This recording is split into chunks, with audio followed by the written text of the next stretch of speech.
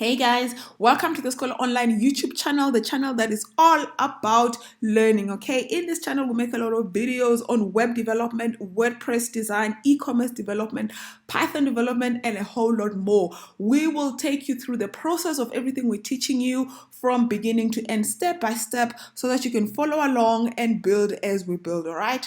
If you're new to this channel, please make sure that you hit the subscribe button. The subscribe button is going to be red right underneath the video that you're watching, and like this video and comment on these videos. Let us know what works for you, what doesn't work for you, so that we can create content that is more relevant to what you guys want to watch, okay?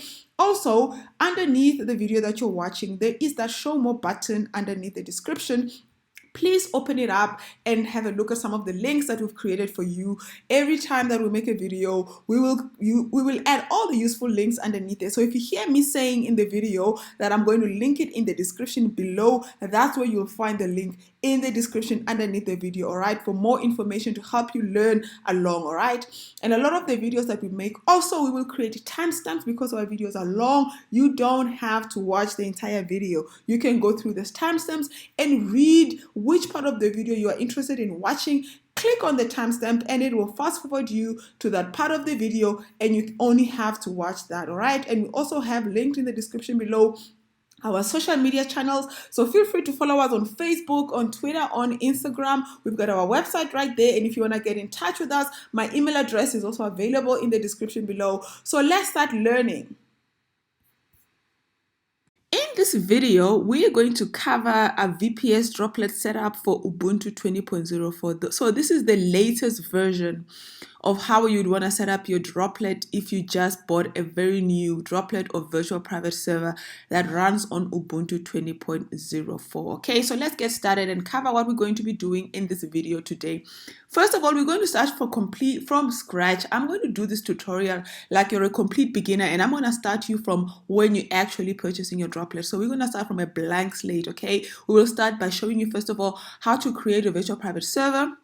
All right, and very, very importantly, we're going to be teaching you how to do this like a professional, okay? So there are shortcuts and there are ways to do it like a pro programmer. We're going to talk about the sort of the security issues and all of the things you need to consider when you're working with virtual private servers. So we're going to, first of all, discuss how to SSH into your Droplet. And I'm going to tell you exactly why that is important and how you can achieve it if you're doing it with a virtual private server that is running on Ubuntu. And then I'm going to show you how to set up the firewall, how to install Git, you know, sort of the basic sort of server setup things that you need as a developer that you would need to have in your Droplet. I'm going to take you through all of that.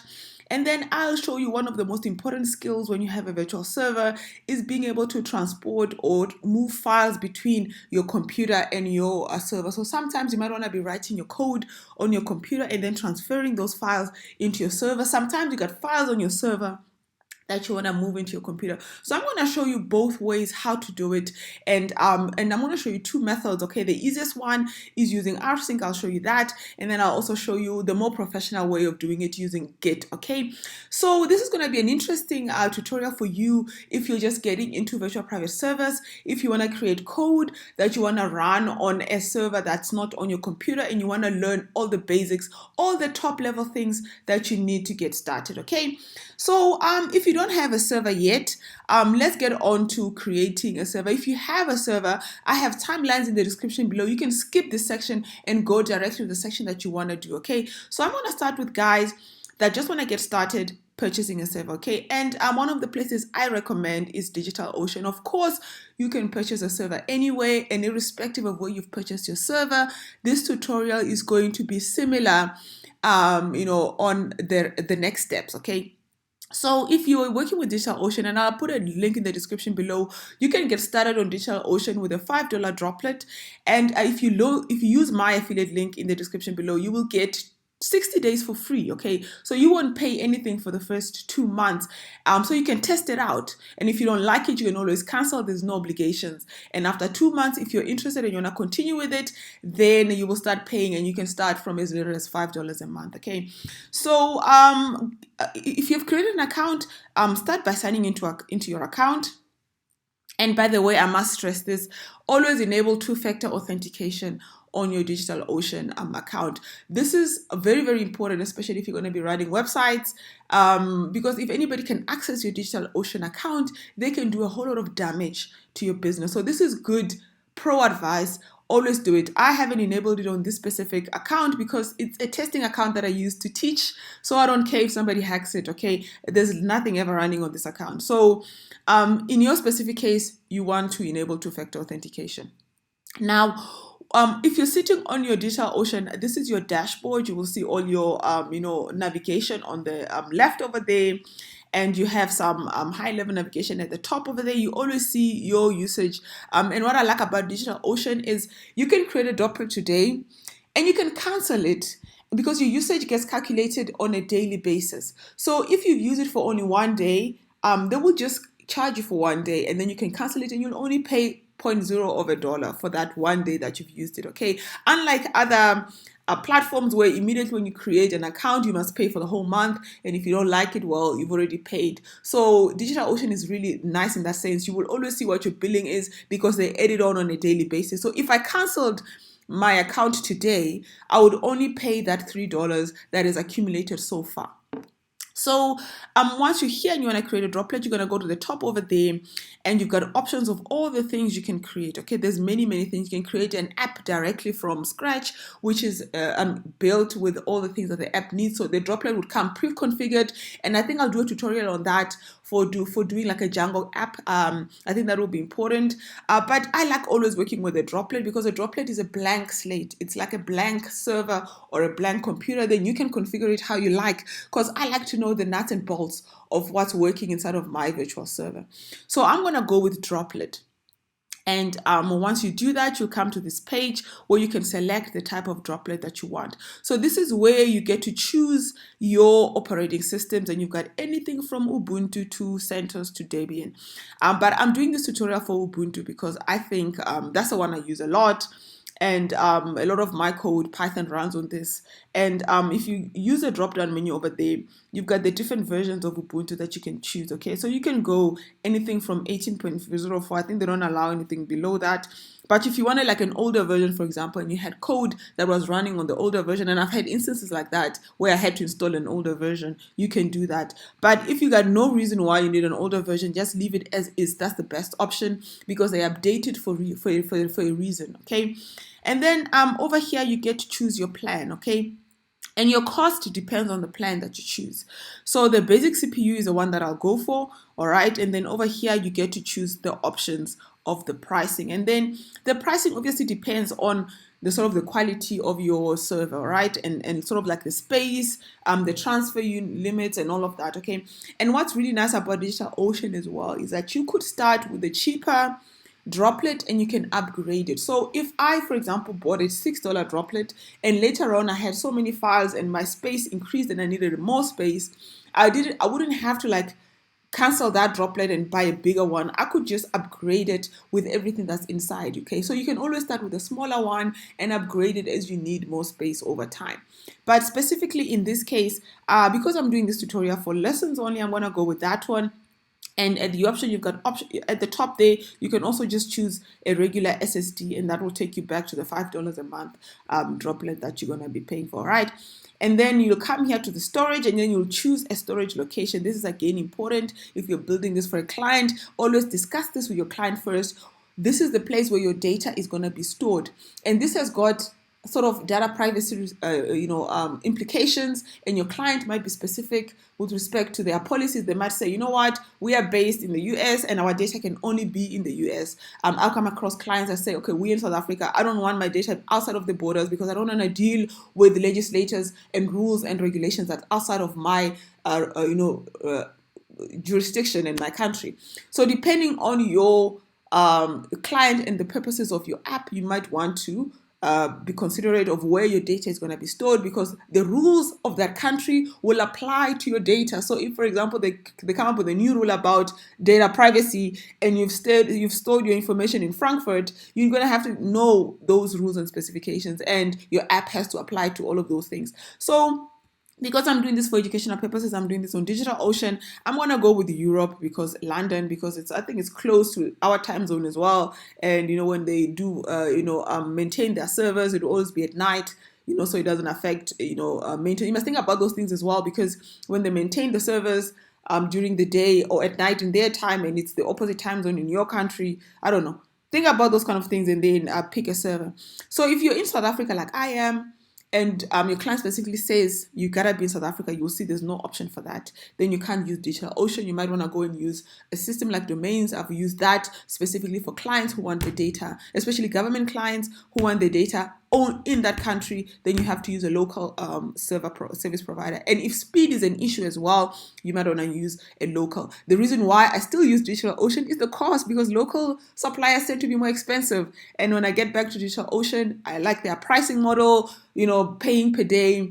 Their prices are really nice. So if I don't need to store the data locally, and I don't have any other limitations, I will go for that. All right. Then over here, we go VPC network. I'll just go on the default and I will specifically select that option, and then you can have the option between SSH keys and a password. Okay, now we're going to set up SSH keys later on, but we're going to do it manually. All right, so I'm going to go for the password option because we will log into our droplet with a password, and then we'll set up the SSH keys manually in the backend. All right, if you already have a SSH key pair and you want to do it already from here, you can just click that and then you'll be able to paste your key. Okay, so I'm going to go with the password option. And then over here, you can select the password that you want to work with, okay? So let us select a password over here.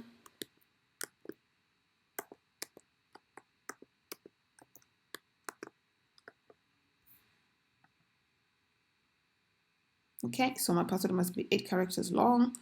Let me pick another one.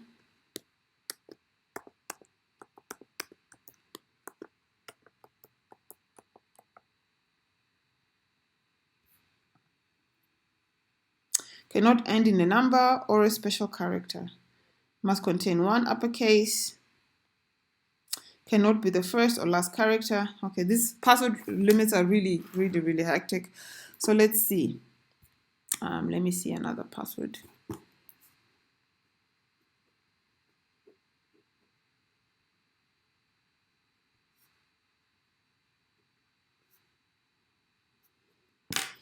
All right.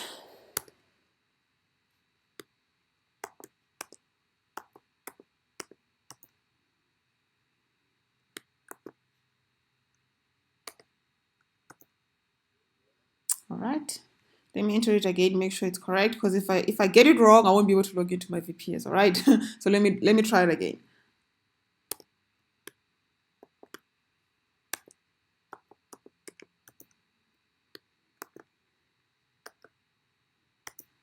Okay, I think I got it now. And then to finalize, you want only one droplet. I always change this to a name that I can remember. So host name I'm going to pick for now. Let's pick Skolo. Let's just call it Skolo, all right? And then you can pick tags over there. I don't care about that. The project will be that one. I'm not going to enable backups because I will charge you for backups. And then we can create our droplet. And boom, boom, the machine is going to go there, work, and create my virtual server. All right. So I've got 2 droplets called Skolo. Yee. All right.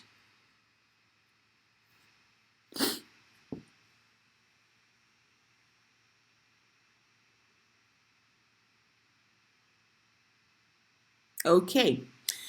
So I've got my virtual server created. Once you create your virtual server, you need to keep track of your IP address, okay?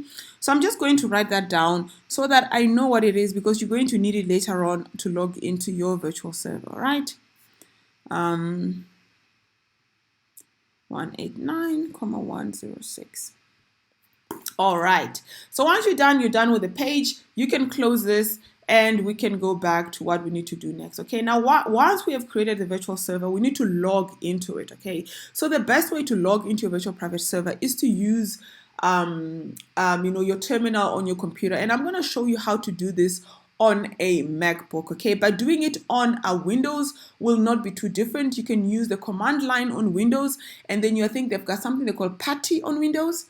And you can use PuTTY to SSH into your virtual server from there. I think you enter your IP address into PuTTY, and then you can SSH into that. But because I'm working with with Mac, I'm going to show you how to do this on the Mac. And if you're on the Windows, you can just check out PuTTY and do it that too. All right.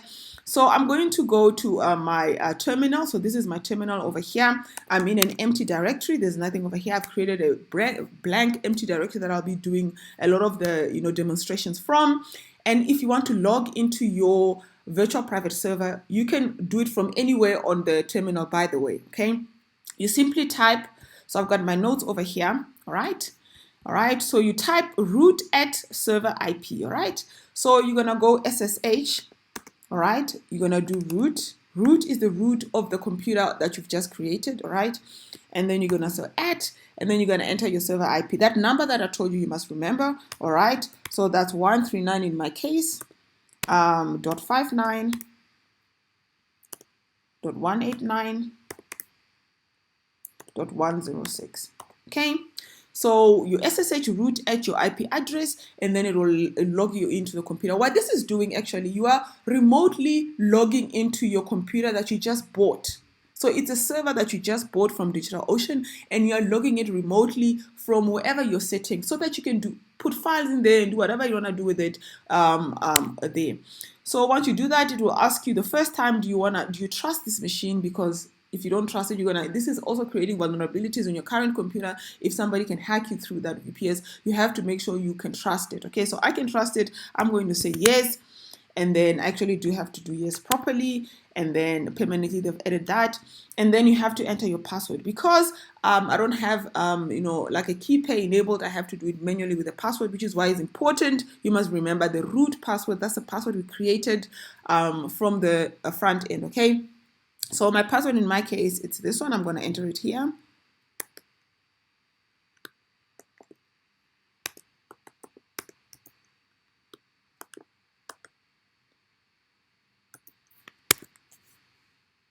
Okay. And I entered it correctly. And you'll see a couple of things, documentation, blah, blah, blah. And then at the end, you'll see root at Scolo. Okay. Scolo is a name that you picked for your machine. And at the top over there, you see when we were in my own computer, this is what we saw, my name at TD. So this was my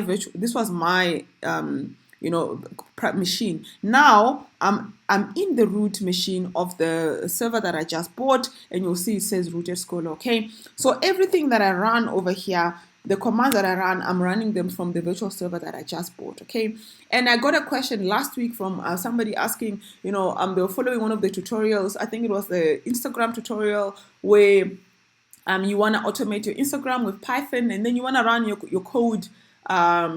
After you've switched off your computer, you need to do it on a virtual private server like this one, okay? Because you can't do it on your personal computer, because the moment you switch off your personal computer, the code stops running. And if you want to be automating your social media, you want to be running it 24 hours a day, you want to run the code from something like this, which you can log out, and the code will continue to run, okay?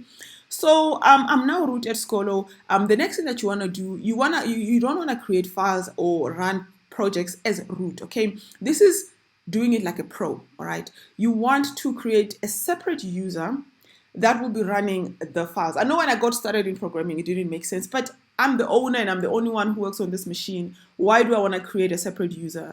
I know the root password anyway. Why do I want to now create two accounts and root passwords? That doesn't seem tedious, okay? This is for security measures, because as a root, you have a lot of access and permissions, okay? And you might end up accessing things you shouldn't access by mistake and sort of damaging or causing issues or security risks, okay? So when you create a separate user, that separate user will be, you can run programs or things as that user, okay? And those programs will only have the access that user has, and within the group that user has, okay? And you can then have another user who's separate from the first user, and you can create and run programs as a second user, okay? So if you're a beginner and you don't understand why you gotta do this, just take my word for it. When you get started, once you log in as root, you don't want to now create files and folders and start saving things here as root, okay? The only thing you want to do from your root account is to create a user, and then you're going to now run your programs as that user. So let's go back to my notes, okay? And this is the command for creating a new user, okay? So you're just gonna say add user and whatever the name of that user that's gonna be, all right? I like to work with Zatosh, so I'm gonna say I'm adding a new user called Zatosh, okay? And you just run that. And once you do that, it will ask you for a password that you must enter a password for Zatosh. This is a password is different from the root password. You can use the same password or you can use a different one. But what I like here, I don't have the restrictions this time. You know, I can use whatever simple password that I want because I'm going to disable it anyway, so it doesn't matter. All right, retype the password. Okay, and you can enter your name if you want, or you can just skip it and you don't do anything and you just say other. The information is correct, you say yes, and you've just created a new user called Zatosh on your machine, all right? So once you created that user, what you want to do before you log out of here is to grant access, sudo access to that user so that you can be able to do things, or else that user is going to be like pretty useless. So the next thing that you want to do is modify the user permissions to sudo, okay? So I'll say user mod ag sudo, and I will say Zatosh, okay? All right. So, and then once you do that, so Zatosh has, you know, sudo access. So there's two ways to log in to your Zatosh account now. You are currently still logged in as root at Scholar, okay? But from root at Scholar, you could simply SU stands for switch user. So you could switch user to Zatosh. Okay, and if you do that and you click enter, you will see now you're not root at Scholar anymore. You are now Zatosh at Scholar, but you're in the root directory. Okay, so you could also just cd out of the root directory, cd into your home directory as Zatosh, and then you will now be Zatosh at Scholar, and everything that is in here is the files that Zatosh owns, and you can now run your program and your files inside of this location. This is the best place to do it, and this is how you want to do it like a pro. Okay, I'm teaching you the pro way of running a virtual private server. Now I want to teach you the second way, because you won't always log in as root and then switch user. You have to be able to log in directly as the user. So let us log out of our virtual server. And to log out of the virtual server, you simply just type exit like that. And then it will actually exit out of Zatosh and exit back into root, and you can just exit again. And you will be back. It will say connection closed. You'll see over there, you are now back in your machine. You are now inside of your machine that you're running from, okay? And it will take you back to the location you were before you got started.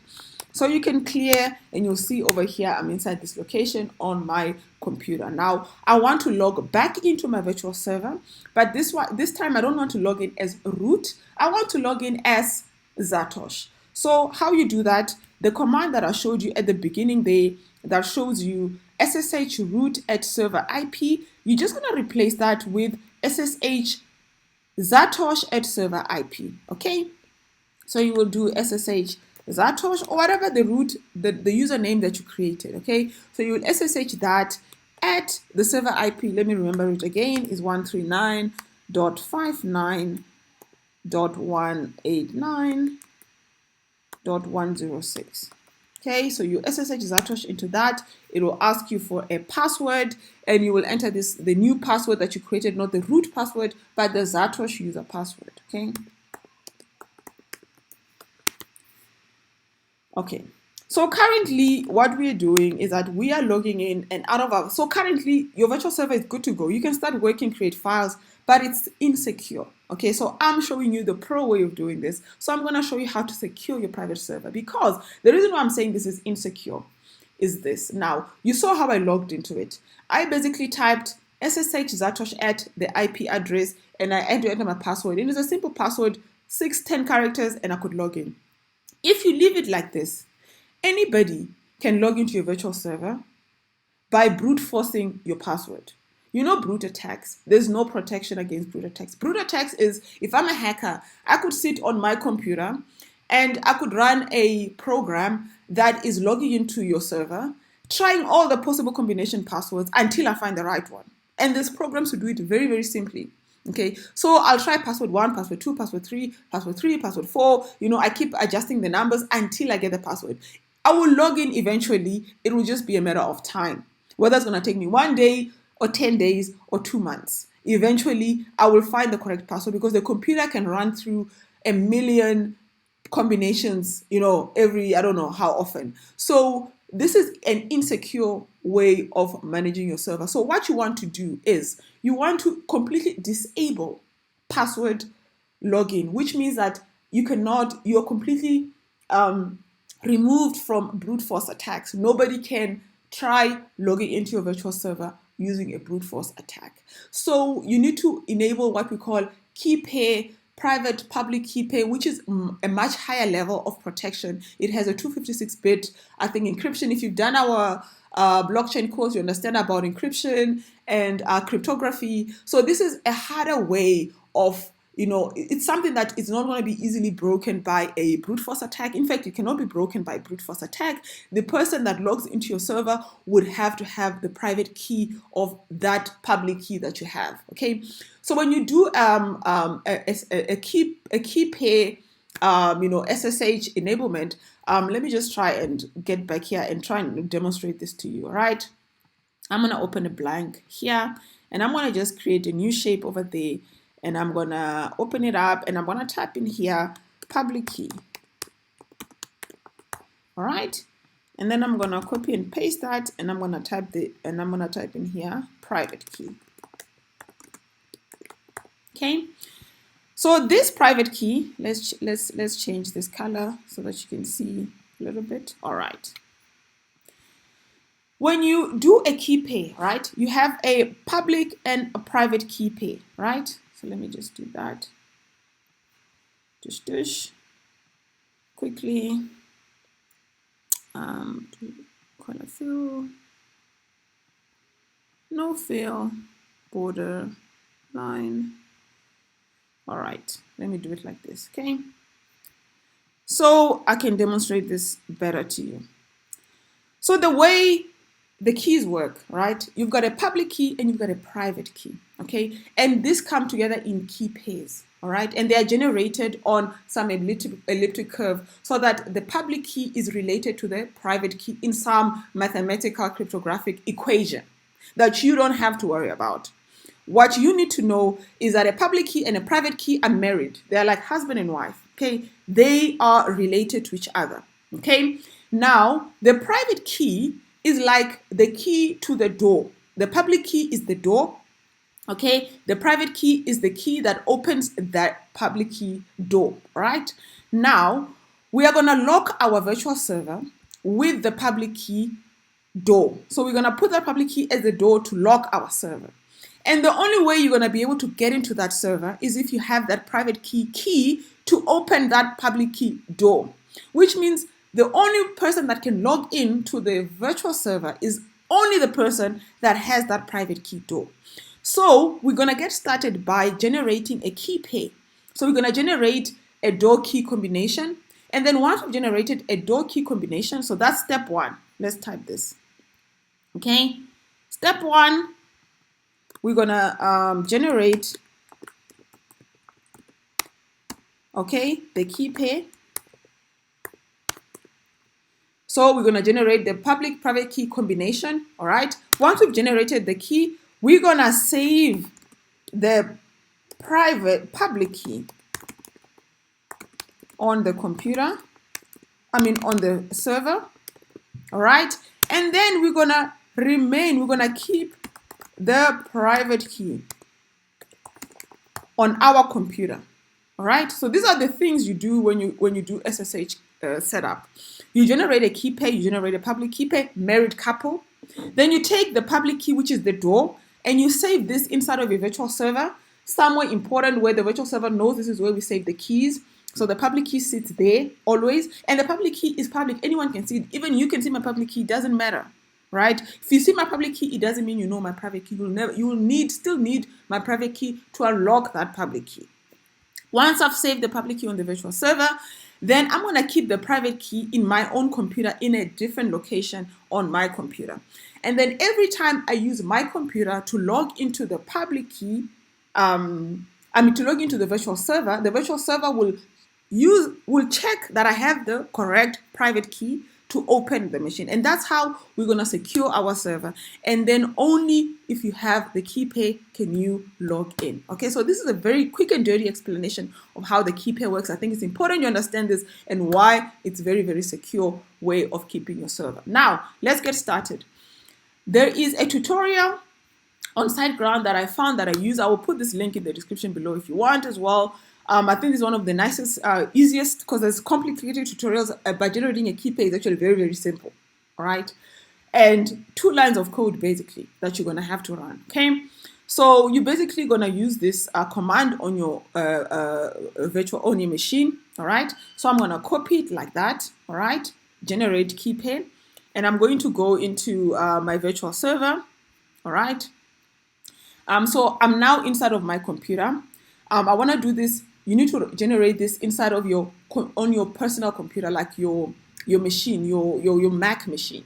So you can open a new shell, a new tab, all right? And then you see you are in your computer. So you can have this tab on your computer and then have the tab on the virtual server open, right? And then the best place to do this is in the root of the computer. So you do std wiggly line, which takes you back to, like, the home, all right? And then you'll see you are in the home is where everything is, your documents, applications, desktop. This is your home, all right? You make sure that you are there when you do this. Yeah. All right. And then you just run this command, SSH keygen -trsa. Okay. I'm not going to run this because I don't want to generate another Keypair that will confuse my system. But in your case, you can just simply run this command. Once you've run this command, it will take you through, it will ask you questions, like it will ask you, enter the file to save the thing, leave it blank, don't enter any file, just press enter, because then it will save it in the default location, and that's where you want it, in the default location, because if you enter a different file name, then you also have to specify every time what the file name is, so just leave it blank and press enter, and then it will ask you to enter a passphrase, okay? As passphrase is like the password for the private key, okay? I always do this, okay? So that if somebody else finds the private key, they still need the passphrase. So it's like another layer of security on top of the security. It's like having your key, having a password, so that even if somebody finds your key, they still need the password to open the key, to open the door. You understand? So I always enter a passphrase here. So enter a passphrase. If you want to leave it open, also leave it open. But that's a risk. If somebody then finds your private key, they can use it without your passphrase. And then it's much harder trying to grid what we call what is that attack that I was talking about? It's much harder to try and do a brute force attack on opening a private key password. Okay, so add another layer. The more protection, the better. Then once you've done that, you're done. That's all you're gonna do. Just follow the instructions. It's very easy, straightforward. You won't get lost. Do this. Enter the passphrase, you're done. I won't do it because I don't want to create a new key right in front of you here now. So once you've done that, let's say you've created the key and it's done. Okay, it's going to be saved in the default location. So where's the default location? The default location is .ssh. Okay, so let's go there. So if you're in the root of your directory and you've created it, okay, you basically do cd.ssh like that. Okay, you will see it opens a .ssh folder, all right? And you can list everything in here, and you'll have your known hosts. So every time you log into a different VPS, and it adds it to the known host, all right? You will see your public key, and this ID RSA is actually your private key, all right? So it's inside this file. I won't open it for you to see it, but this one is the public key. This is what you want, okay? The public key is the one that you need to put inside of your virtual private server. So what I'm going to do here, I'm going to say cat, okay? So cat will now show what's inside of that file, and I'm gonna do cat public key, all right? So copy that and paste that, and so it will paste my private key right here for you to see, all right? So this is not my private key, my public key. By the way, the public key anybody can see. It's the public key, it's the door, all right? So the door, anybody can see the door. You still need the key to open the door. The key is this one is the door, right? So we're gonna then copy this door and put it inside of your virtual server, all right? So when you get into the virtual server, if you list there's nothing in here, we're gonna again make a new directory, okay? Make a new directory, mkdir.ssh. We're gonna create a new directory that we call SSH, right? And then we're gonna do that. and then we're going to cd into that .ssh directory. All right, so you'll see now we are in the SSH directory, and if you ls, there's nothing in there. All right, now very, very important, inside of the SSH directory, all right, you need to open a file called SSH authorized keys. All right, I just wanted to get the name correctly. So you can just do nano, all right, and create a new file that is called authorized keys. You want to keep your public key in here. So your door you're gonna put in there. So nano authorized keys is gonna open a new file, and then you're gonna copy this. All right, copy that in there. All right, once you finish copying that in there, you're going to do Control X to close that file. You're going to say yes, and then you're going to get out of there. All right, and then you can cd completely out of there, and then you can exit outside of your virtual private server, and we're going to test that the SSH works now before we do something else. All right, so what we're going to do here is that we're going to now say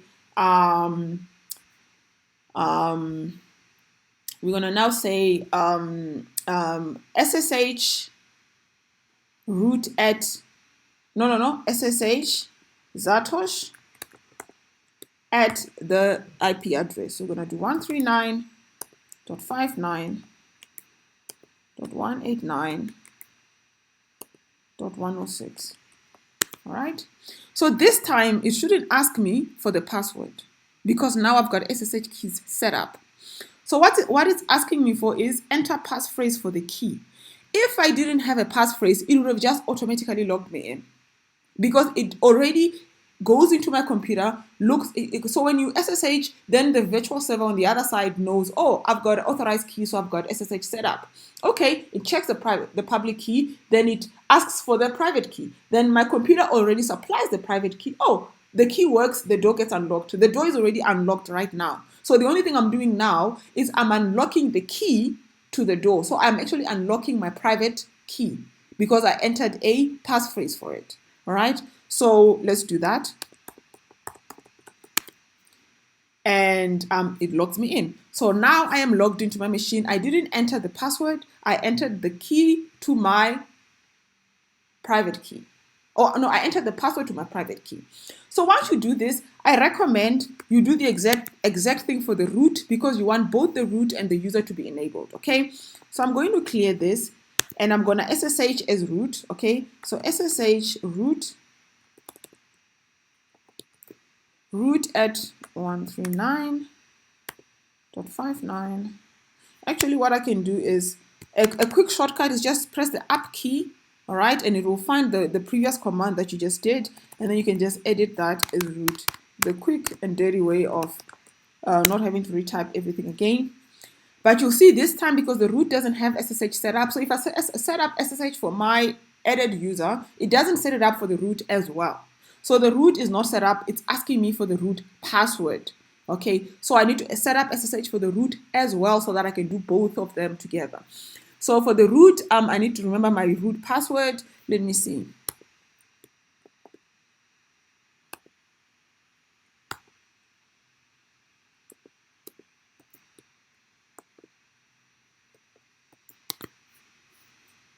Okay, so I'm going to do again the same thing, mkdir.ssh,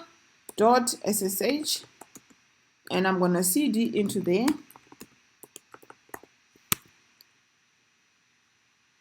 Oh, it already exists, okay? So let's just cd into that. So there is authorized keys already in here. So I'm just going to nano open it up. And you'll see it's empty. There's no so the directory is already there in the root side. It's already been created. The file has already been created. It's just that there's nothing inside of the file. So I'm going to go back here and copy the same key and paste. Copy the same key and paste it in there. All right. And then I'm gonna save that. All right. And then I'm gonna exit out of the root. I'm gonna clear. I'm going to press the up key. Clear was the last one. This one was the next last one. And this time around, it should be asking me for a passphrase to that key. because now it has found the key, and I'm just going to enter that passphrase and it should log me in. Perfect. Okay, so I'm going to exit out of this now, and then I'm going to show you the last step, which is also very, very important. Okay, now we've set up SSH, and after you've set up SSH, you need to disable password login, because now that you have SSH login, you don't need the password login anymore, right? Why do you still have it on? Because it's still there technically, all right? So we have to disable it so that no one can use it. And the only way to do that is SSH. But before you disable password login, you need to make sure that your SSH works. So you have to test it. So I've already tested it. I tried on both the accounts. And the root one is the most important one, because even if it doesn't work on the user one, you can always create another user from the root. But if you mess up the root, then you can't do anything. You have to get rid of this machine and buy a new one. But always do this before you put any code in your computer, so that if you make a mistake and somehow you disable the password and then you lose your key and you can't log in, at least you can just get rid of the VPS and get a new one. Okay, so always test this before you write code on the computer, so that you don't lose much if you have to get rid of this VPS and buy a new one. Now, to disable the keys, all right, let's log into our machine first. We're gonna log in as Zatosh. Let's not log in as root, because you can do this as Zatosh as well. You can do the same commands. You just have to use sudo super user command.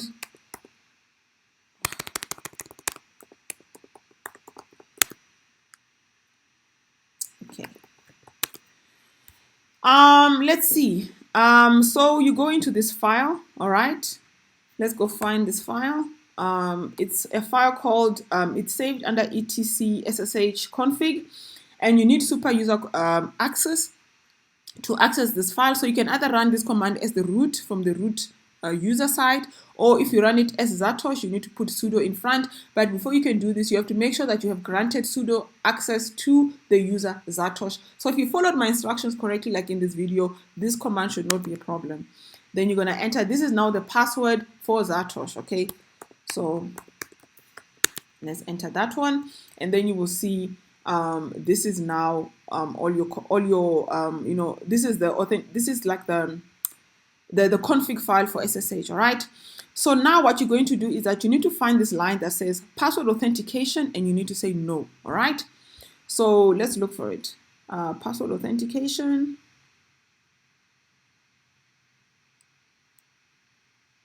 Okay, there it is. No, I've passed it. It's hard to navigate this. There it is. Okay, password authentication. All right, this allows people to log in with a password. Okay, so you need to find this line and say password authentication, no. This means you have disabled password authentication, and nobody else can log into this machine using a password. So the brute force attack will not happen now. The only way to log into the machine is using the keys, the SSH keys. That means the person that logs into this machine has to have the private key of the machine. They have to have the lock for the key. And you can share the public key, but the private key, by the way, with other people if you want. It's just a file. If you copy and paste it somewhere else, it will still work, all right? So you can then do, once you've done that, you say X, all right? And then you do Control X, like that. And then you save it, and you're good to go. Okay, so you might want to restart this computer once you've done that. Actually, you don't need to restart the whole computer. You basically need to reload SSH, like that one. Reload SSHD, all right? But before you do this,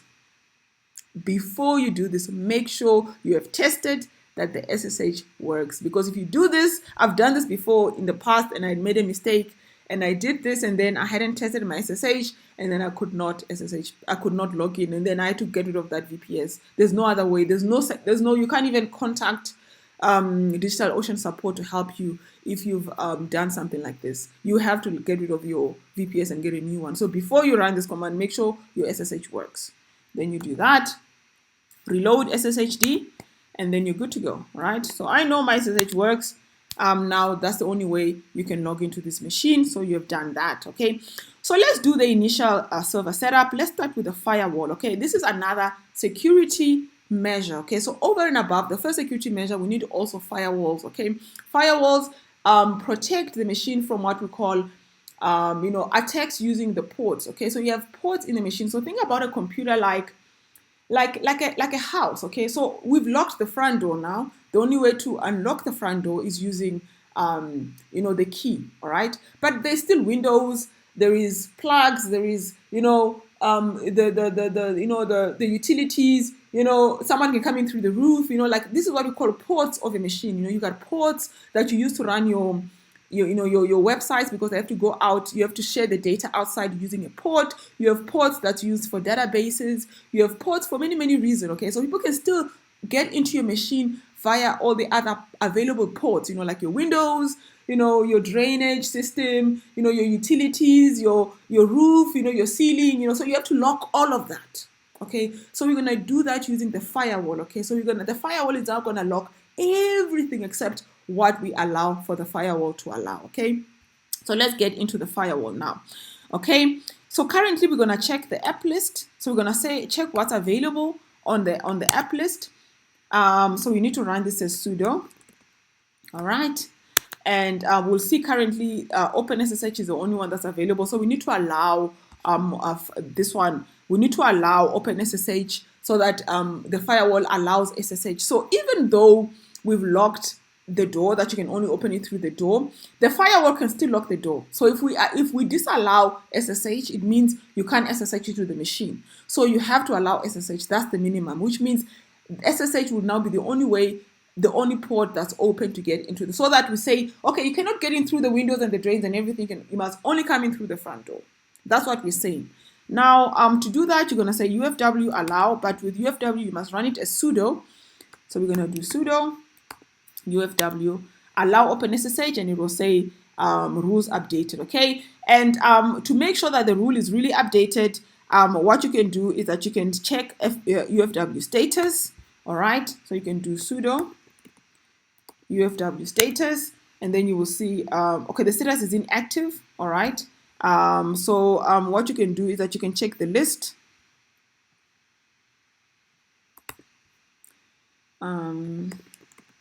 Because inactive means we have not actually activated it. Okay, it's still available. All right. So now we're going to allow all the ports are associated with this just to make sure. Okay. So we've got port 22, which uses SSH, and I think it's 1, 2, 3, 4. 4 twos. Okay, so let's allow those as well, just to be on the safe side.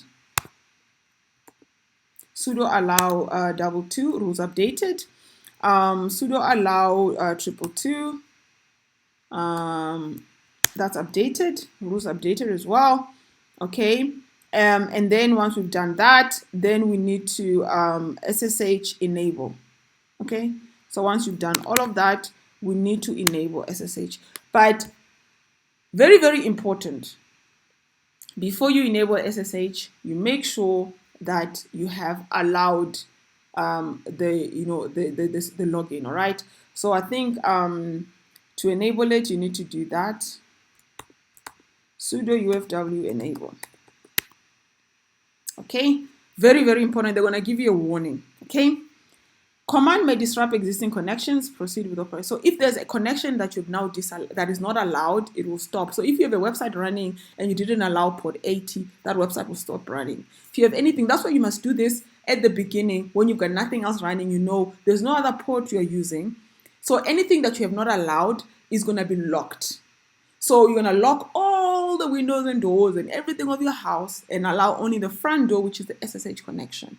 Okay, so I'm going to say yes, because I know I've got nothing else running. This is a brand new machine. So it's better to do this brand new. And then every time you now create a new application, whether it's a database or an application that needs a port, you allow it as you go along. But when you get started, you will lock everything up except for SSH. And then as you go along, you will allow the things one by one as you use them. Okay, so I'm going to say yes, I'm happy with that. Firewall is active and enabled on your system setup. So what you can do here, you can do sudo reboot. Sudo reboot is going to reboot your application and completely kick you out. And the next time you come into the application, it will be rebooted, and it will have enabled all the windows, and everything will be locked, and you'll be able to SSH into it. So I'm going to do that. Now I'm going to stop this here, give it a couple of minutes, and get ready for the next part of the tutorial.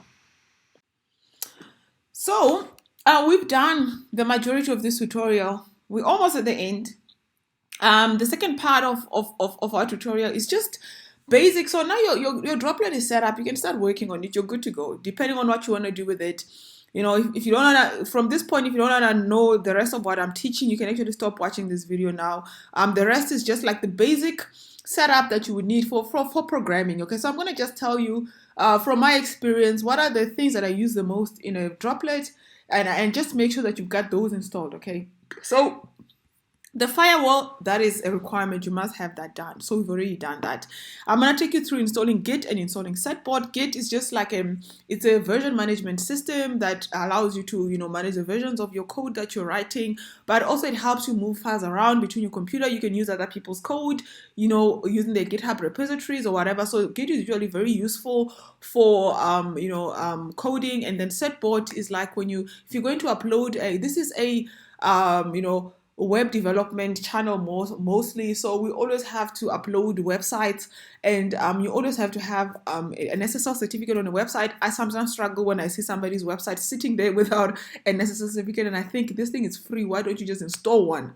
Okay, so I'm going to show you how to use Certbot, which is open source, and you can install a SSL certificate on your website in like one line of code absolutely for free, and it will be there until it expires. You just do it again and install the next one. So these are just useful things to have on your machine. And then another useful thing is to move files around. Okay, so let's get started with Git. Okay, so if you followed my tutorials and you actually installed Ubuntu 20.04 and you did it from DigitalOcean, you should have Git already in your machine. But just to make sure, we're gonna do this. We're gonna run this command saying git version, okay, in your virtual server. Okay, but before we can do that, we have to log into the virtual server. So let's do that. Let's look for our last command, Zatosh at our virtual server, and then let's put in our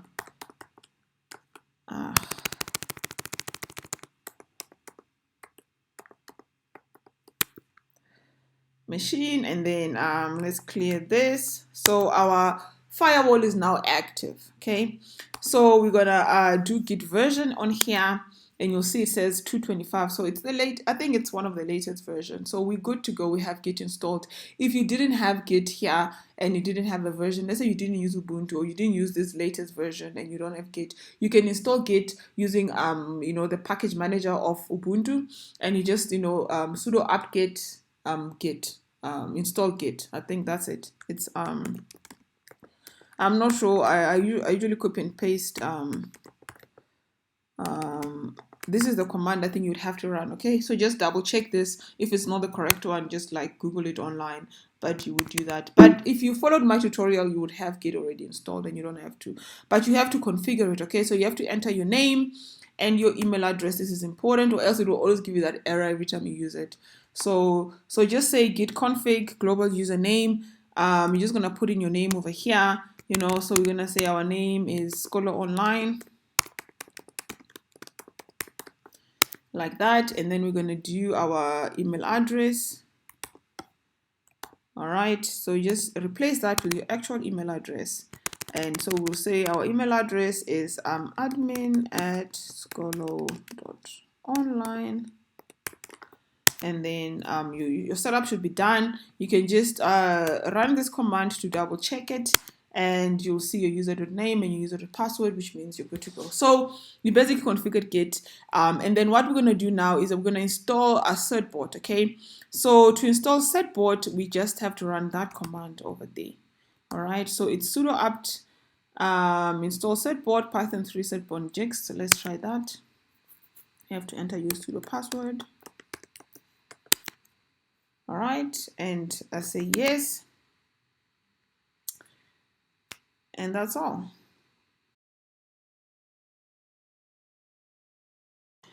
Okay, so once that's installed, I'm just going to clear this. All right, and what we're going to do is that now that you've installed Certbot, for it to work, for Nginx, for Certbot to work, Wait.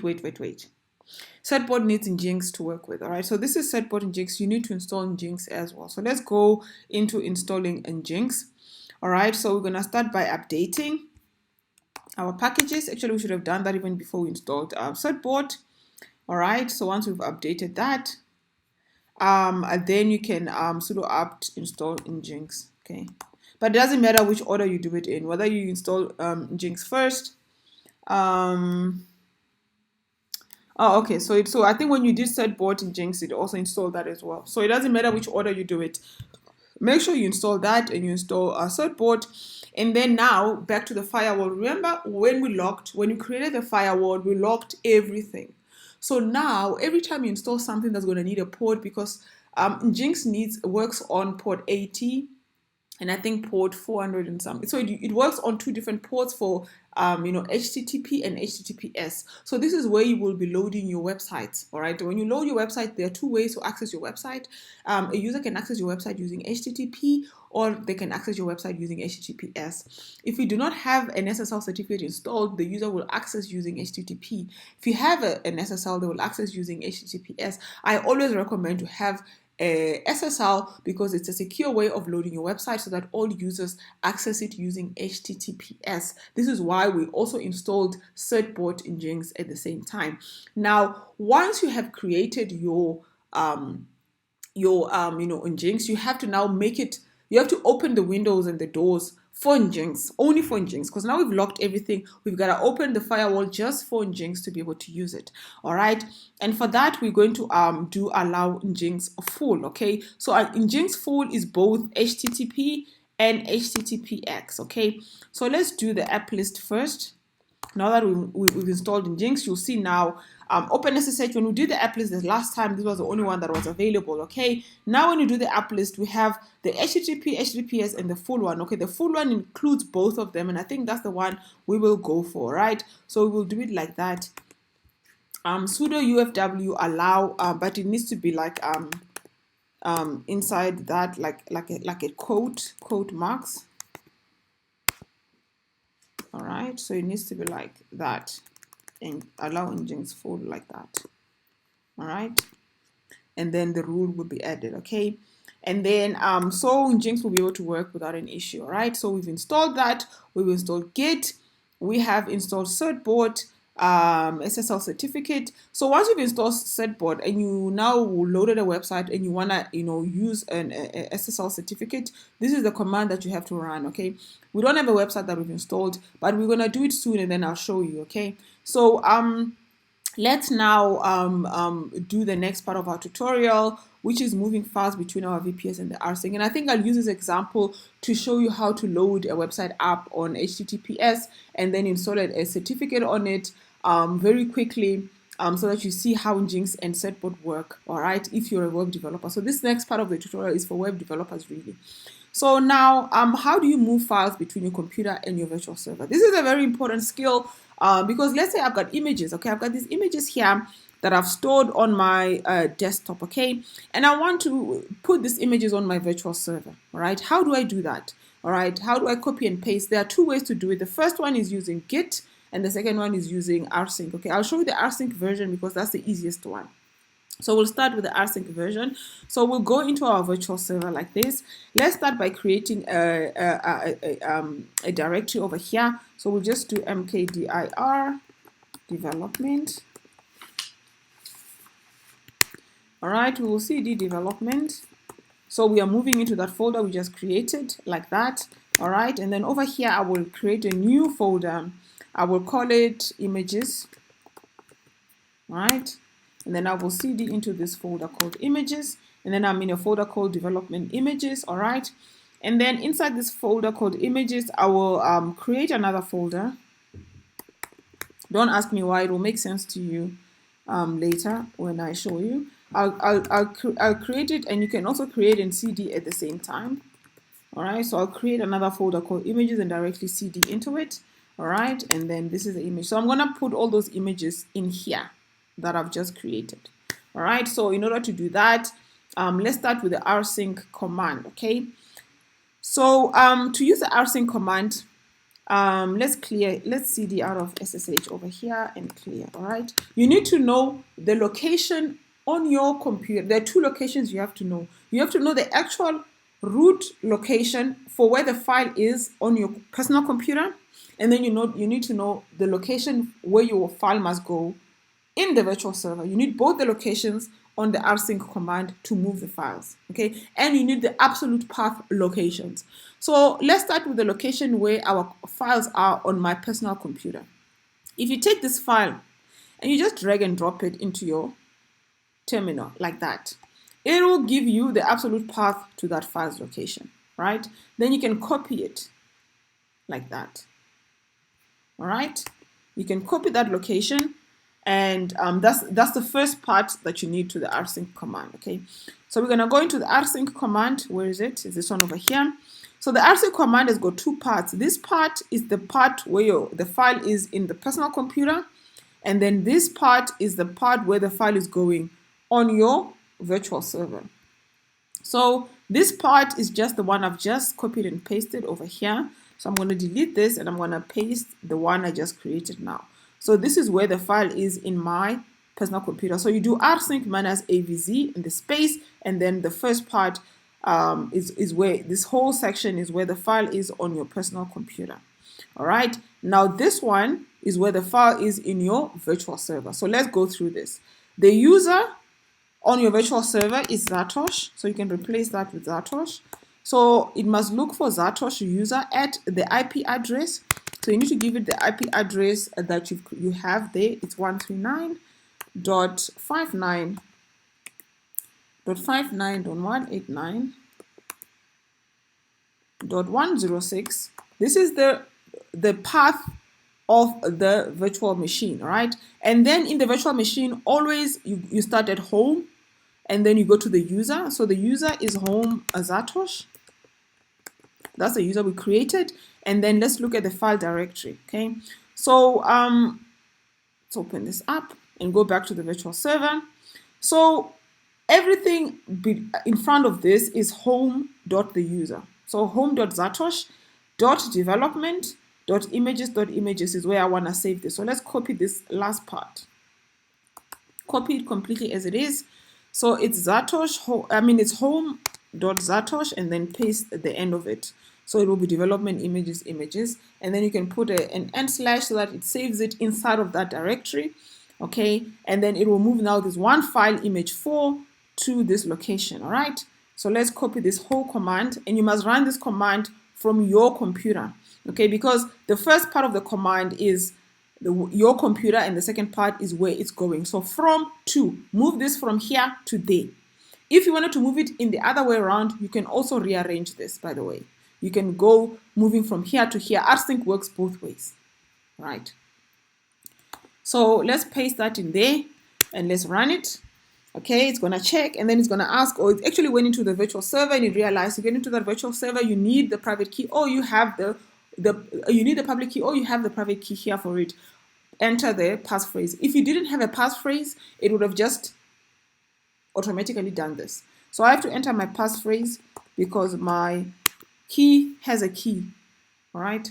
And then you will see it says image4, and it's moving it, and you'll see some bytes, how much it took. And then if you go back to your virtual server over there, remember, and you list now, you should see that image there, okay? So we just move the image from our computer to the virtual server, okay? So what I can do is that I do have a couple of images here, image 1, 2, and 3. Let's move all of them, all right? So let's go in here and let's move the image 1 as well.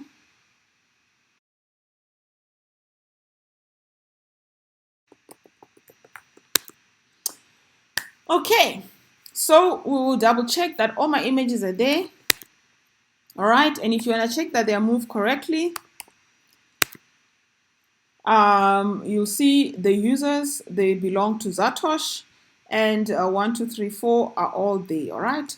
So all my images are there. What I want to do now is I want to test my Nginx configuration. I want to test my HTTP. I want to just actually run it on the screen so you can see actually how to use Nginx to load an HTTP, and how to then secure it with an SSL certificate. So I'm going to actually quickly serve these images on HTTP so that they are available on the web, on the internet.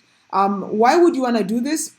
We've done a tutorial on this video, on this channel, where I showed you how to automate your Facebook and how to automate your Instagram, using the APIs. And you notice both the Facebook and the Instagram automation required your images to be saved in a location where they are accessible via HTTP so that Facebook can fetch those images for you. All right. So this is one of the reasons why you want to be able to serve images on HTTP. I use it a lot for that, for social media updating. I use it as well for some other places on my website. If I just want to, find the absolute path to the image on HTTP, instead of saving it on each and every single application, you can serve it. And there's many reasons why you'd want to do this.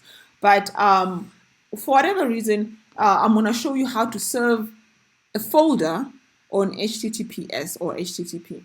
So get started here by, you need an index file, okay? Whether or not you use the index file, let's just create an index file quickly, all right? And to do that, I'm just gonna go and I'm gonna open up, I'm just gonna open up like any Atom folder, and doesn't matter what's here. I'm just going to open a new file, and I'm going to call it index.html. And I'm just going to call this HTML and images.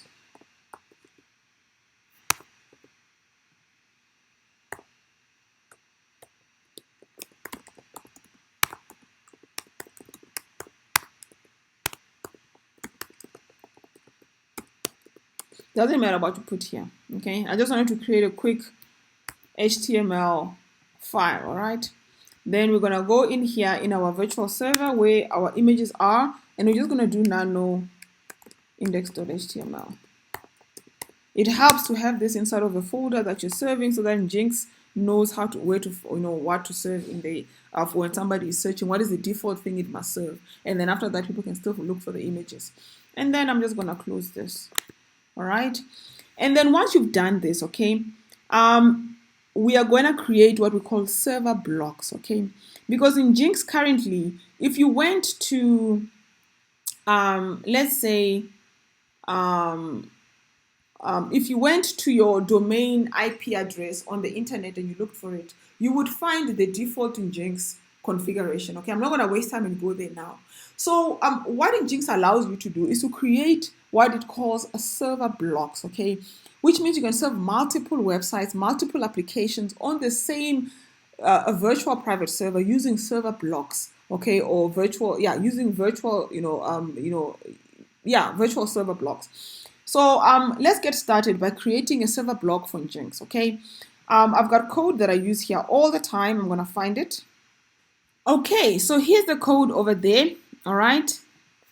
For HTTPS, this is what we need, okay? So let's go into our virtual server, and you can run it from any location in your server, okay? So basically, you're running it as super user, and you're opening up the location where Nginx sort of serves websites from, okay? So it's sites available, okay? So inside of etc Nginx sites available, you're gonna create a new file, okay?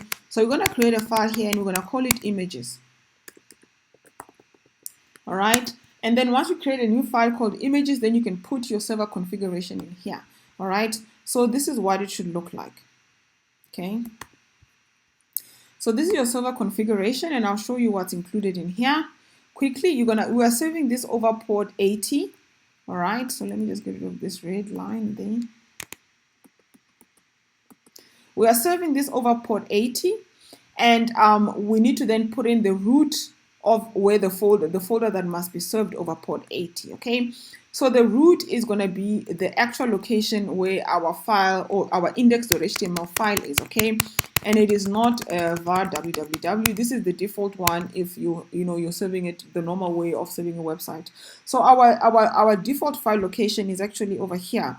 Remember when we created the where is it? When we created the even when we move the images, Zatosh development images, is it this one? Yeah.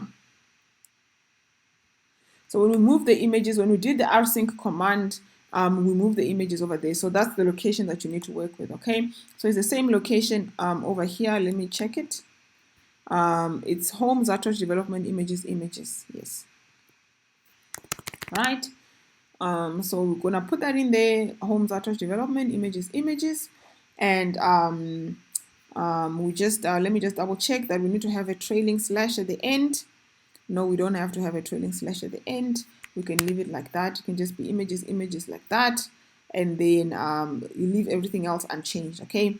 The other thing that you need is your server. So what server, what location do you want to save this under? You know, so server name is like, you know, do you have a domain? What domain? So where do you want to, where must the HTTP domain be when you're serving this, okay? So obviously you need to have a domain for this, all right? And I'm assuming you have one. I'm going to use a domain that I've got. Actually, I'm going to create one quickly. Let me do that here. I use for my domains, I use domains.co.za. And then I'm going to go into my domains over there, and I'm going to let me see, careers portal. Let me use that one. Let me add something in there. All right, so my domains, let me add a new record. So all I need is to add a new subdomain for careers portal, and I'm gonna call it Skolo images. Right, let's do it at 600, and it's an A record, and the value is my IP address, okay? So 139.59.189.106.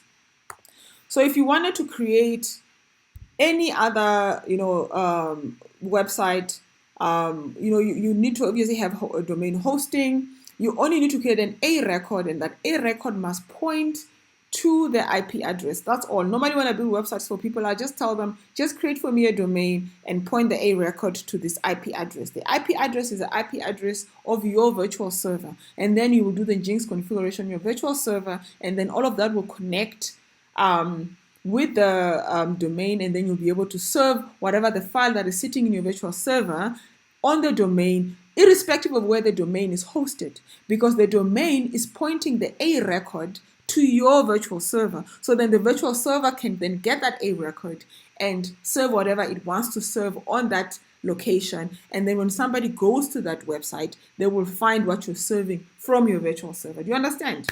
Okay. Now, this is IP, I think is correct, 139.59.189.106, and I need to create an A record for that. And then I'm going to just add A record, and then we'll say that's been created successfully. I think it takes some time to propagate. That's not a problem. I'm going to then leave it, actually close it, all right, because it's done.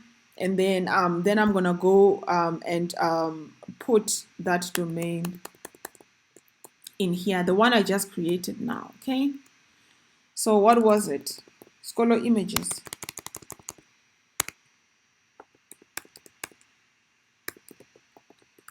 It was Skolo images.career. So it will be a subdomain of careers portal.co.za. All right.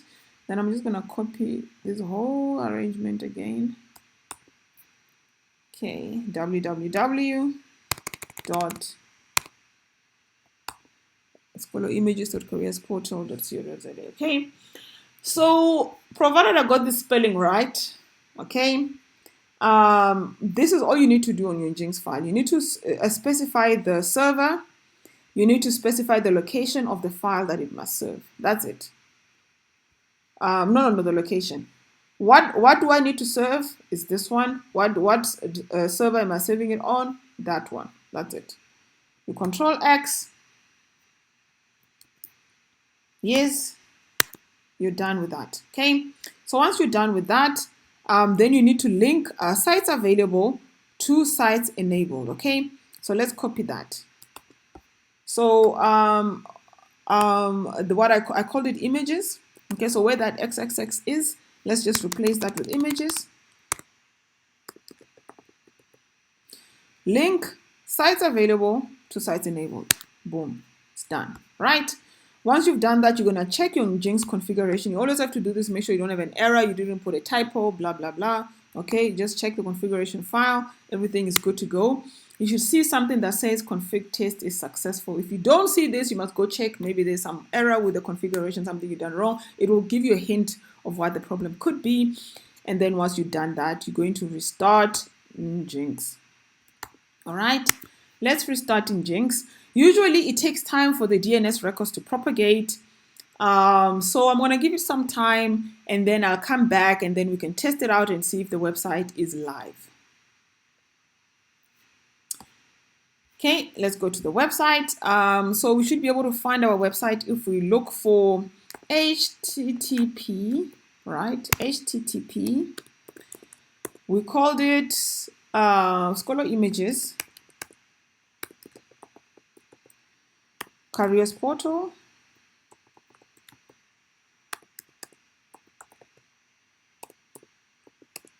.co.za. You have found our images. This is an HTML file that I was serving, remember. But now I put that HTML file because Nginx needs to know what to serve as a default if somebody goes to the root of that, okay? But the reason why I really created this website is to serve the images, right? So what about the images called again? Let's check. Image1.jpg, right? That's the image I want to serve, all right? So if you go here and you look for image1, JPG, all right, you should find your image, all right? And this is how you can serve images over HTTPS, and you can use this for Facebook automation, Instagram automation, and this is the URL you give to Facebook, and you save your files in this folder. Now this folder is available. This is where the folder is. Where is it? Where was I? This folder is. Where is this folder? This folder is sitting over here. Oh goodness, where is it? Yeah, this folder is sitting on your machine over there under Zatosh development images, right? So now you can literally save anything in here and it will be served auto. So once the server is running, any file you add will just be on HTTPS anyway, all right? So you can add more and more images in that location and then you can serve those images to Facebook and then you're good to go, right? So the next part of the tutorial is let's secure this with Let's Encrypt and Certbot, okay? So now that we installed Certbot, it's just one command to get our HTTPS certificate running. One command, that's all you need, all right? That command is this one over here, right? So I'm gonna copy this command and paste it in there, right? And I just have to remember my domain name, all right? My domain name is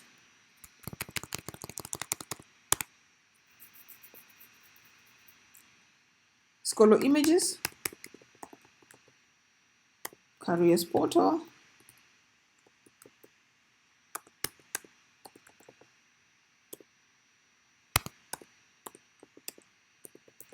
okay, Scholar Images.careersportal.co.za. Okay, I'm just gonna copy that.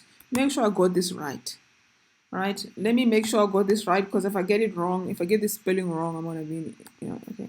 Make sure I got this is right. Okay, that's right. Okay, then www.that, because I'm serving both of them on my Nginx file, both the www version and the non-www version. All right, and then just run enter. So the first time you do this, you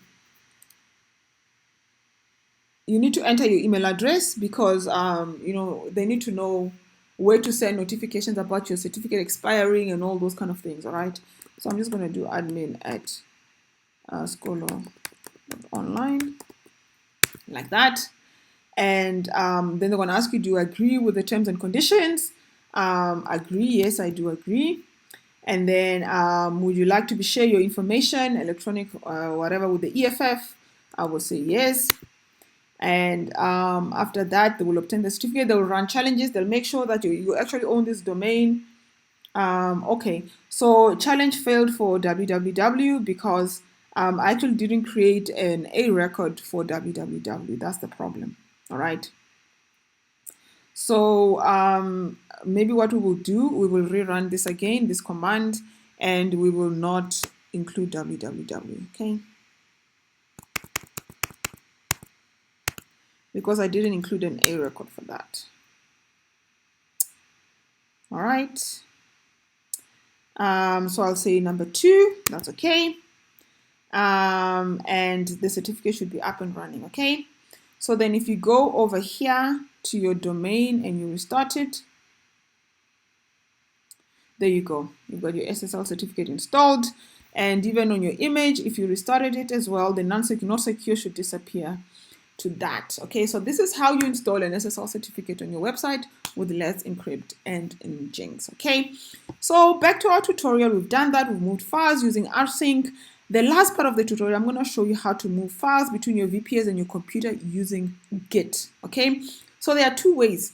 Moving files from Git into your personal machine, or moving files from a personal machine into the VPS. All right. So let's start with the moving files from the VPS into our personal machine. Right. That's the first way. Right. So let's clear this. Let's say we want to move all these files from here into our virtual server. Into our personal machine, into our computer. So we want to pull these files, right? So the way we would do it, number 1, let's see the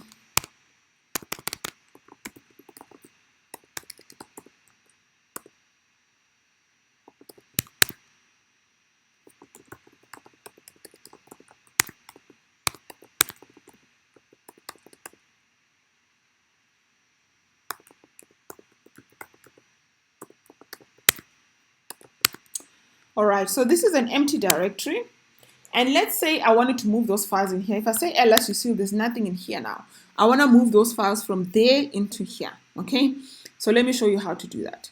So, I want to move them from here, from the virtual server there into my virtual machine, to my personal computer here, okay? So we're going to do it with Git, okay? So we then need Git installed in both locations, okay? So let's start by installing Git here. So obviously you need Git in your machine. You can install it worldwide. I'm not going to run through that. Let's assume you have it, all right? You're just going to do Git init like that. Git init, boom. It creates a Git repository in your current location where you are right now, okay? Then we're going to do Git init this side as well, all right? We do Git init in here, right? Boom. It's going to create an empty Git repository in here. Now, this repository is the one you're going to be pulling from, okay? So copy this what is on here. After on the virtual server, just copy this, all right? We're going to get back to that later. We're going to copy that, all right? And I'm going to paste it in there, all right?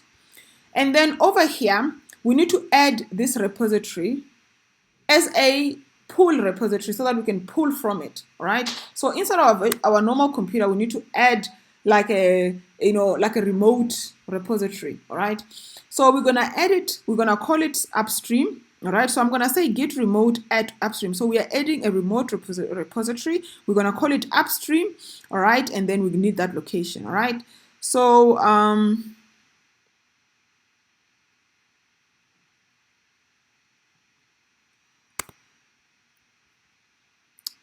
right, so let's copy all of that and paste it in there, all right? I'll go through all the things you need to do in here. So you need obviously to know the location of the repository. So the location of the repository, your user is actually Satosh, all right? And then you need to enter your IP address here as usual, all right? So your IP address is 139.59.189.106, okay? So Satosh 139, this is your whatever, and then you need the location, this location, all right, your Git location. So I'm going to delete this, and I'm going to, remember I told you to paste the one at the top there.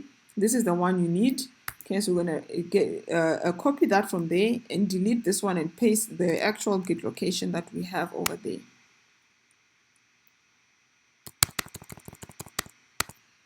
all right? So when you created that, you copied it. This is the one we want. The location is Satosh. Development is images.git. Okay, that's the repo. So we're going to add that remote repo currently where we are right now. And we're going to press enter. You won't see anything, but the repo has been added, all right? Then once you've done that, it's been added and it's called upstream, okay? Now, once you've done that, you can now say git pull upstream, okay? And pull upstream master. But before you can pull, over here, you need to have initialized it. So after you've initialized it, you need to add all these files into the git repo. So you're going to say git add, all right? Git commit -m. We're going to call this initial commit, all right? So all these files are added into the git repo, all right? So now we can pull the repo, all right? So we can come over here and we can do git pull upstream master, all right? So let's paste that in there, all right? Rebase all of that. For now, I'm not worried because this is empty the repository. Then it will ask for my passphrase key. Let's put that in there. Because every time I access, I have to be able to access it. If I didn't have a passphrase keys, it would just log me in. If I had a password, it would ask for a password. So this depends on how you secured your virtual server. If you secured it with a password, it would ask for a password at this point. If you didn't secure it with a password and you secured it with a key, it will just log you in. But if you had a passphrase on your key, then it will ask for the passphrase on the key. So you'll enter it. And then you'll see it working, all right, and it has fetched and used. If you don't have an error here at this point, it should have fetched it, okay? Then if you clear this now and you list, all right, you should now see all your folders in here. This was not here before. So we've pulled all those files, and this is a nice way of working with folders. Remember the rsync command, the way I showed you, is very like, you know, you must do one folder at a time, and it's very manual. And, you know, what I like about Git is that if you're working on a whole project directory, you know, you can work on a file at a time and you can pull the whole directory and all the changes will be rebased or will be, merged and whatever, you know. So it's a nice way if you're working on a project, you can make changes on multiple files at the same time and then you just pull the repo or you push the repo. Okay, so this is the Python, this is the programming way of doing it. This is the pro version. This is how the pros do it with Git. Now, I've shown you now how to pull files. I'm going to show you now how to push files. So let's say you have pulled files and you made some changes, you know, let's go work on the index file. Let me open this with Atom. All right. And I've opened this with Atom.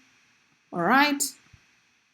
And if I open this with Atom, this index file, yes, you have found our images. Let me add something else in here. H2, and I say, these are lovely images.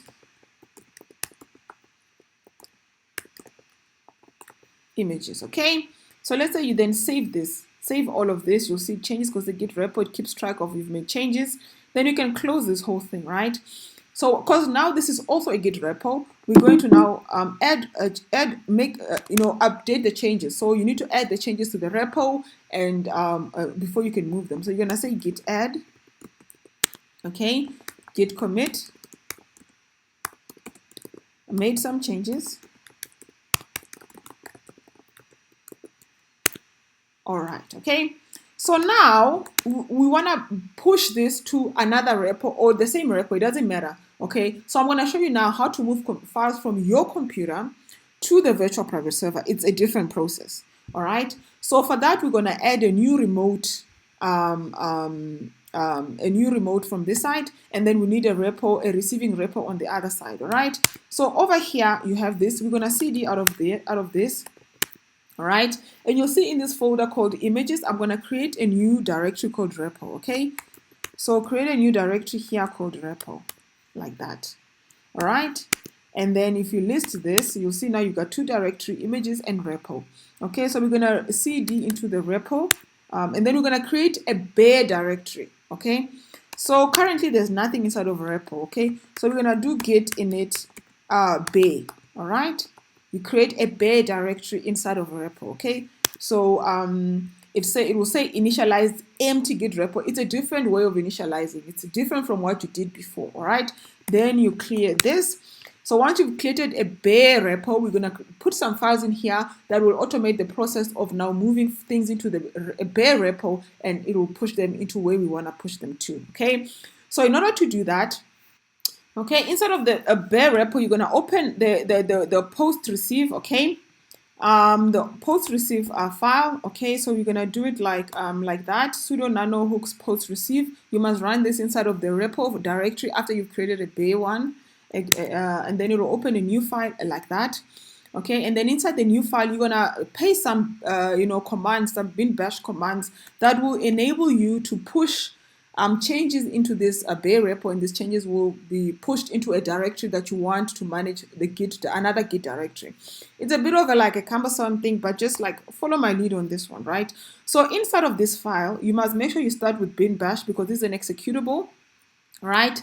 And then you're gonna put two directory. You need to put over here your working directory, all right, your work tree. This is where the files must go, all right. And then over here is where the repo is, all right. So where the repo is and where the files must go is all the changes you need to make. You need to do over here. So the files must go. Remember, this is the home development images, all right. All right, and then over here the repo is in home development images repo, all right. This is the directory where the repo is, okay. This is the directory where you want, this is also a Git directory where the changes must go to, right? So once you've done that and you're happy with this file, you can just do close it, save it, yes, and then you need to run this command to make it an executable, okay. chmod +x hooks post receive. This is important. If you forget this command, this doesn't work, okay. So never forget to run this command. Once you've done that, you do this, and then if you don't see an error, you can actually cd out of this, all right, and then you go back into your machine, and then you need to add that repo. Remember, we added the initial upstream, but now we're going to add now the downstream, okay. I call it downstream upstream so I can differentiate between the two. You can add two remote repos in one Git directory on your computer. So on your personal computer, you've already added this. Remember, you added this git remote add upstream, okay. Now we're going to add origin, or you can call it downstream. You can call it whatever you want to call it, but I'm going to call it origin, okay. So we're going to say git remote add origin, and then this origin is not the same as that because the upstream was where the Git repo was, where you are pulling from. But now where you want to be pushing to must be this new repo that you've just created now, okay. So let's copy this, and I'll show you, I'll demonstrate this to you. All right. So there's a couple of things you must change over here. When you add origin or whatever you want to call it downstream, you're going to start with your username, of course. All right. You're going to put in the IP address that you're adding this to.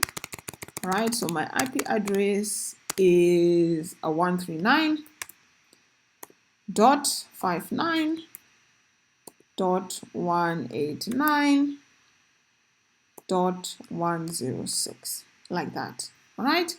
Then once you've done that, you're going to say home. This is now the location of your repo. It's home development, it's images repo. So the location of the repo folder, and then that's it. Git remote add whatever. You won't see anything. It will just add that remote repository, okay. So now you can pull from the repo and you can push to the repo. So now we want to push to the repo, okay. So to push to the repo, you just basically run git remote push origin master. But before you can push, make sure you've added your changes and committed your changes. So I committed them earlier on. Now I want to push. So you must commit before you push. All right, so let's push origin master. And again, it will go look for the whatever. In this specific case, I have to log in into my SSH. So let's do that. And then, oh yeah, that's my mistake. Okay, so home user, sorry, this is not user. This should be Zatosh. Okay. So Zatosh add home Zatosh development images repo. That's it. Okay, so a remote origin already exists. So if you already added a remote origin for this, and now you made a mistake and you want to add another one, you just remove. Okay, so there's a command for doing that. Just run this git remote rm origin. Okay, so it will remove the one which was the wrong one. Okay, and then now you can run this one, which is the correct one. Okay, this time you'll be fine. And then now you can push. Let's look for that. Push origin master.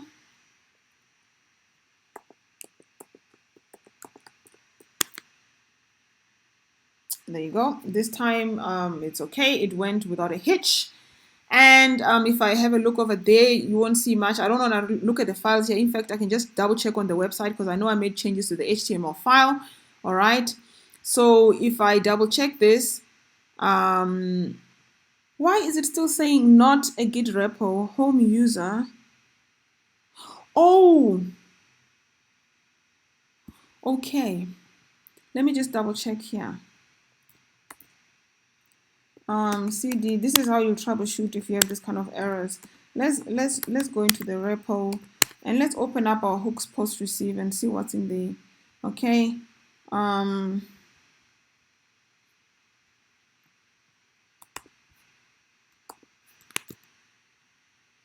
Yeah, that's the problem. Okay, so our hooks post receive file is wrong.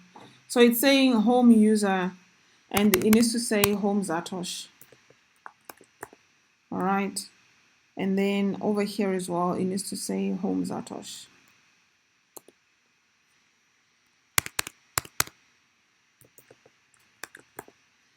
Home Satosh, like that. All right, so let's see the out of there. Let's come back here. Let us make a change. Actually, I'm thinking let's remove. No, we don't have to remove it again. Let's make a change to the file again so that it picks up a change when you're pushing it. Index.html. Make it 2 double full stops. Okay.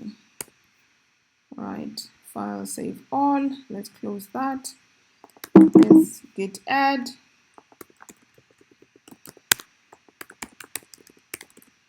Commit -m. Added another full stop. Okay, git push origin master.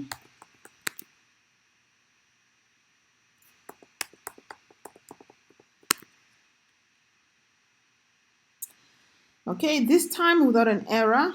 Okay, so I should have read that the first time around. And if we go and have a look at our website, we should see the changes that we pushed. There you go. These are lovely images with 2 double full stops. So this is how you push changes from your personal computer to the virtual private server. So I've shown you how to pull, how to push, and you can actually pull and push off the same repo. So if you had multiple people working off the same files, for example, you could have different users on different computers, different places. They can all pull from the same repo and push changes to the same repo, or they can create branches, but that's getting into complexities. Just a simple version, if you're one person working on this is how you would actually do it. So thank you guys for watching. We'll see you again next week.